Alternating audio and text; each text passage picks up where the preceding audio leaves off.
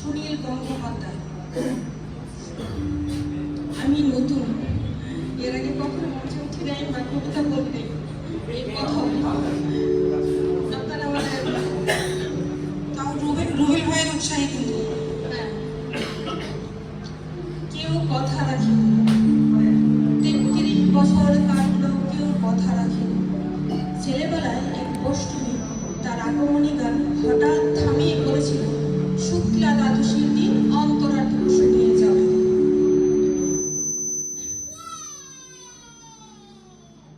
তারপর কত চন্দ্রভূপ অমাবস্যা চলে গেল, কিন্তু সেই গোষ্ঠী আর এলো। 25 বছর প্রতীক্ষায় আছে। মামা বাড়ির মাঝি নাদের আলী বলেছিল, বড় হও দাদা ঠাকুর, তোমাকে আমি 3 প্রহরের বিল দেখাতে নিয়ে যাব। সেখানে পদ্ম ফুলের মাথায় সাপ আর ভ্রমর খেলা করে।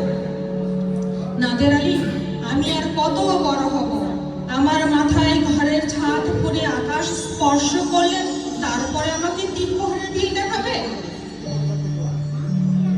বুকের মধ্যে সুগন্ধি রুমাল রেখে করুণা বলেছিল, যেদিন আমাকে সত্যিকারের ভালোবাসবে সেদিন আমার বুকেও এরকম আতরের গন্ধ হবে। ভালোবাসার জন্য আমি হাতের মুঠোয় প্রাণ নিয়েছি, দুরন্ত সারের চোখে বেঁধেছি লাল কাপড়, বিশ্ব সংসার তন্ন তন্ন করে খুঁজে নিয়েছি 108টি নীল পদ্ম, তবু কথা রাখিনি ভালো। এখন তার বুকে শুধুই মাংসের গন্ধ, এখনো সে যে কোনো নারী।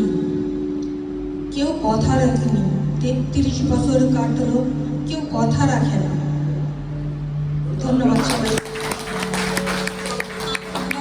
33 বছর যদিও কথা রাখেনি, তবে সে কিন্তু নববধূ। কিছুদিন আগেই তার বিয়ে হয়েছে। আমরা আশা করছি তার জীবনে নতুন যে